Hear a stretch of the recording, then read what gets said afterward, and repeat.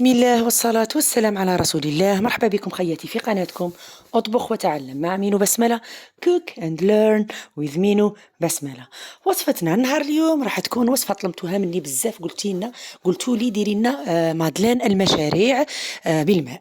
هذا هو المادلين اللي راهم معتمدينه بزاف وراه داير حالة في مواقع التواصل الاجتماعي غير بالماء، والنتيجة جد مبهرة، ويجي خفيف ويجي زاكي. وراح نقول لكم في آخر الفيديو ب2 حبات بيض شحال قطع لي، ورايحة نعطي لكم كامل التفاصيل.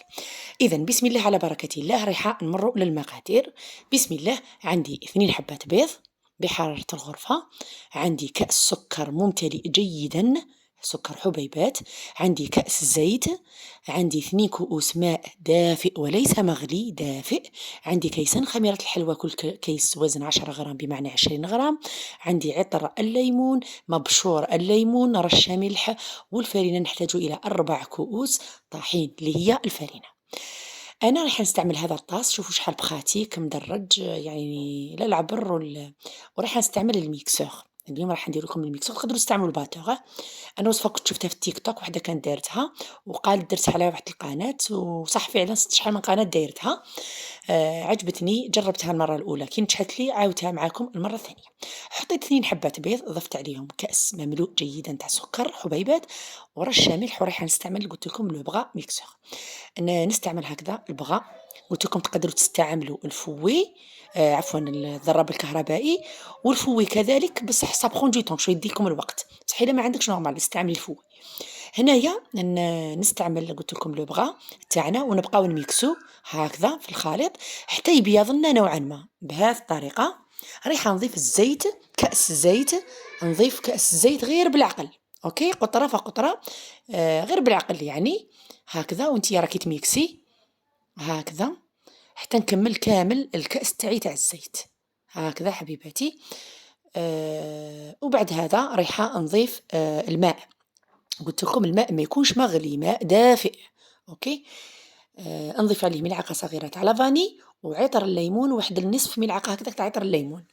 تقدري تضيفي، انا ضفت كذلك مبشور الليمون، كما تقدروا تكتفوا في المشاريع ديروا غير عطر الليمون وديروا لافاني.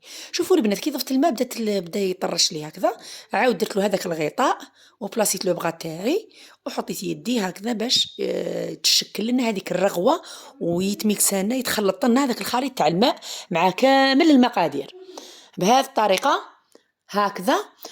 ونبقى نحرك هكذا حتى نكمل كامل التضراب تاعي. متأسفة دائما كي نكون ندير في المونتاج نسكت ولادي، راكم عارفين الضجيج تاعهم. هنايا نضيف مبشور الليمون، و4 كؤوس فرينة بالاستعانة بالمصفاة. فوالا شوفوا البنات، ندير الكأس الأول هكذا، وحاولوا تنخلوا الفرينة. أنا دايما نخلها قبل ما نحطها في هذا البرطمان ولا كيفاش يقولوا له. أيا ونبغي كي نبغي نستعملها زيت فاني، كي نبغي نصفيها. الكأس الأول، هذا الكأس الثاني ديروا 4 كؤوس بهذه الطريقة هكذا. الكأس الثاني هكذا. ونستعمل الفوي، تقدروا تستعملوا هذوك اللي بغا تاع الباتور. فوالا هكذا. وزدت الكأس الثالث، ونزيد الكأس الرابع. شوفوا البنات، إلا ضفتوا الفرينة والفرينة تاعكم كانت من النوع تاع الفرينة اللي تشرب، في هذيك المرحلة راح نضيفوا واحد 2 ملاعق ماء، اوكي، تعالجوها. بالكوا تعالجوها بعد ما تخلوه يريح، لأنه السر تاعو كامل باش يجيكم مقبب هو أنه لازم يريح لكم. هنا رايحة نضيف الكأس الرابع والأخير، توجور قلت لكم، ونخلو. هنا الفوي كما عارفين تاع السيليكون تجي خفيفة، دوك تلاحظوني رايحة نبدلها بالفوي تاع الحديد، باسكو الفوي تاع الحديد مليحة كشغل تقاوم. فوالا. وهذه تاع السيليكون خفيفة، اوكي. هاكا البنات، انا تخلصت منها وجبت الفوي تاع الحديد. شوفوا البنات، تحاولوا تخدموا مليح الخليط تاعكم بهذه الطريقه. لازم كامل هذيك الفرينه تتحلل معاكم، ما تخليش هذوك الحبيبات، لازم يجي هاكا الخليط سائل. شوفوا البنات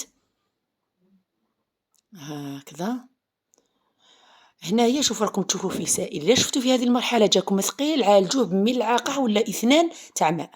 شوفوا البنات لاحظتوني نورمالمون بلي ما درتش الخمارة، هيا هنا راني نشرح لكم زعما دخلوه 3 سوايع للثلاجة، من بعد كي جيت نغسل الماعين صبت خميرة الحلوى فوق البوطاجي، هيا تفكرت بلي ما درتهاش، عاودت جبت الطاس تاعي وضفت كيسين خميرة الحلوى ما يعادل 20 غرام بهذه الطريقة، وندخلوها للثلاجة مدة لا تقل عن 3 ساعات.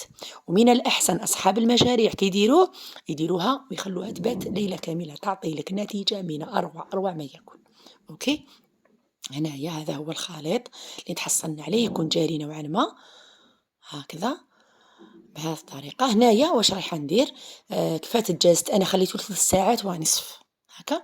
شوفوا البنات عندي أنا هذا المول فيه 12 وعندي الأكواب الحديدية. شوفوا خير من تظلي تخدمي هكذا بيدك، كي تحطي لي كيسات ديري وحدة فوق وحدة هكا. أنا من بكري نخدم بهذه الطريقة، كنت نخدم بها بزاف كي كنت نخدم الطلبيات هكذا تساعدك. شوفوا البنات هكذا تجيك بخاتيك وتجيك سهلة خير من تحكمي غير بالوحدة وتخدمي. أوكي، هنايا كانوا عندي كذلك تاع السيليكون ما استعملتهمش كشغل، قلت اون كاو زعما ما يكفينيش الخليط ما نظليش غير نقارع باش يطيب، هيا قلت ندير فيهم ساعة ما استعملتهمش. هنا غير راني نوريكم بلي تقدروا تخدموا بتاع سيليكون هكذا. شوفوا البنات، وهنايا حاولوا تابويو تضغطوا مليح على القاع تاع لي كيسات تاعكم بهذه الطريقة هكذا. وهنا جبت الخليط تاعي بعد ما ريح لي قلت لكم 3 ساعات ونصف، فوالا بهذه الطريقة.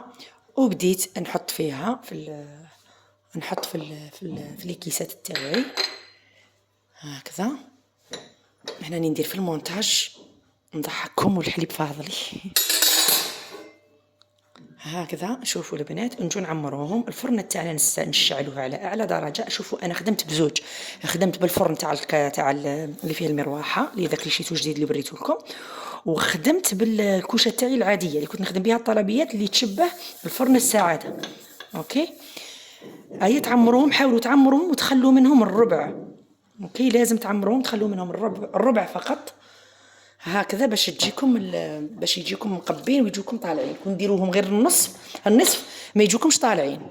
هو كاع السر تاع هذيك باش يجيكم مقبين هو انه الخليط لازم يريح، لازم يرتاح. وشوفوا كون تخلوه ليله كامله يعطيكم نتيجه مبهره، والنتيجه تكون احسن من ذلك من انك تخليه غير. انا عاد غير 3 ساعات ونصف ديجا وعطاتني النتيجه هايله هكذا البنات هكذا. ولا هنايا زينتهم، كاين اللي زينتهم بالسكر وكاين اللي زينتهم بحبيبة الشوكولا. هنا بس ما يتعاون فيا قالت لك ماما انا فعلا ندير لي بيبي دو شوكولا. هي شنو ما وزعتهمش، نتوما حاولوا توزعوهم هكذا بهذه الطريقه كامل. وندخلهم دوك تشوفوا كيفاش ندخلهم الفرن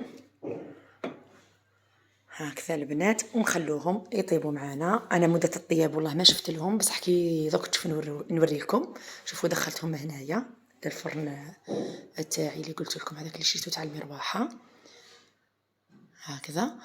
ولا هنا جيت حليت عليه غير بان نوريكم. شوفوا بداو يطلعوا، والاخرين درتهم في الكوشه. شوفوا تاع الكوشه كانت النار شاعله من تحت ومن الفوق قاويه، وكي دخلتهم تالمو كنت مزروبه نسيت باه نقص النار من الفوق. هيا شوفوا الكيسات واش صار لهم، هما طلعوا جاو رائعين. شايه لا نحرقوا لي الكيسات اونفا هذو المنزل. ولي كيسات صافي سي جوتي كيما يقول لك رايحه نرميهم. وهذو تاع الفرن. شوفوا البنات شهيتكم في الجنة. والحق لنهاية الفيديو. نتمنى البنات تجربوا الوصفة وتخلوا لي في التعليقات. وإلا عجبكم الفيديو كالعادة راكم عارفين واش ديروا. شوفوا كيفاش هشاش عاد هنا كانوا سخونين. في أمان الله والسلام عليكم.